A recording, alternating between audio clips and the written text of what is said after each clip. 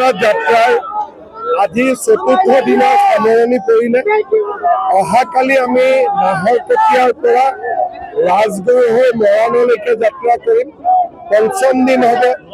তাৰ পিছদিনা সৰু পথাৰৰ পৰা গোলাঘাট, তাৰ পিছদিনাখন তিনিচুকীয়া জিলাত আৰু ফাইনেলি বৰপেটা আৰু নলবাৰী জিলাত। 9 তাৰিখলৈকে আমাৰ এনেকৈ চলি থাকিব। ৰাইজৰ ভাল ধৰণৰ উৎসাহ। মই ৰাইজে যি ধৰণে আশীৰ্বাদ দিছে আমি ভাবিবই পৰা নাছিলোঁ। যাত্ৰা আৰম্ভ কৰোঁতে দিলীপ শইকীয়া আৰু মই যেতিয়া যাত্ৰা আৰম্ভ কৰিছিলোঁ আমি ভবা নাছিলোঁ যে ৰাইজ এনেকৈ ওলাই আহিব। এইটো অসমৰ ৰাজনৈতিক ইতিহাসত আগতে কেতিয়াও নোহোৱা এটা ঘটনা। অসমৰ ৰাইজক মই মোৰ কৃতজ্ঞতা জনাইছোঁ, ধন্যবাদ জনাইছোঁ। অনাগত দিনতো দিনে নিশাই ৰাইজৰ হৈ কাম কৰাৰ প্ৰতিশ্ৰুতি দিছোঁ।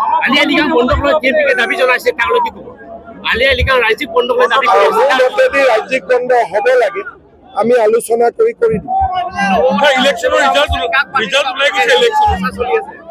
ৰিজাল্টটো আৰু ৰাইজে দিব, কিন্তু আশীৰ্বাদ পুৰা দিছে।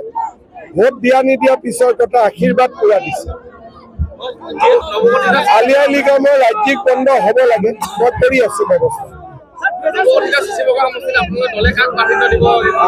আমি 2টা ৰিজাৰ্ভ, এটা নন ৰিজাৰ্ভ, গতিকে আমি চেষ্টা কৰিম যাতে অসংৰক্ষিত এজন প্ৰাৰ্থীক আমি দিব পাৰোঁ।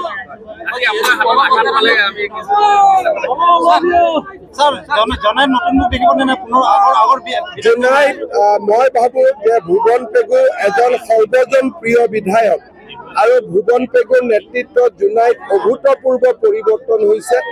টিকেট পাৰ্লিয়ামেণ্টাৰী বোৰ্ডে দিব, কিন্তু মোক যদি সুখ দিয়ে আপোনালোকে জোনাইৰ বিধায়ক কোন হ'ব লাগে, মই ক'ম ভুৱন পেগু হ'ব লাগে।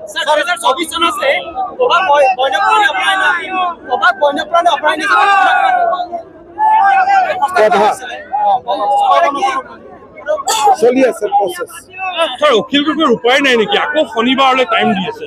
শিৱসাগৰত অখিল গগৈ জানে মই হাৰিম আৰু সেইকাৰণে তেওঁ এই গোটেই নাটকখন কৰি আছে। কিন্তু মই কমেণ্ট দিব নোখোজো, তেওঁলোকৰ দলৰ ভিতৰৰ কথা মই দূৰত থাকিব খোজো। Thank U.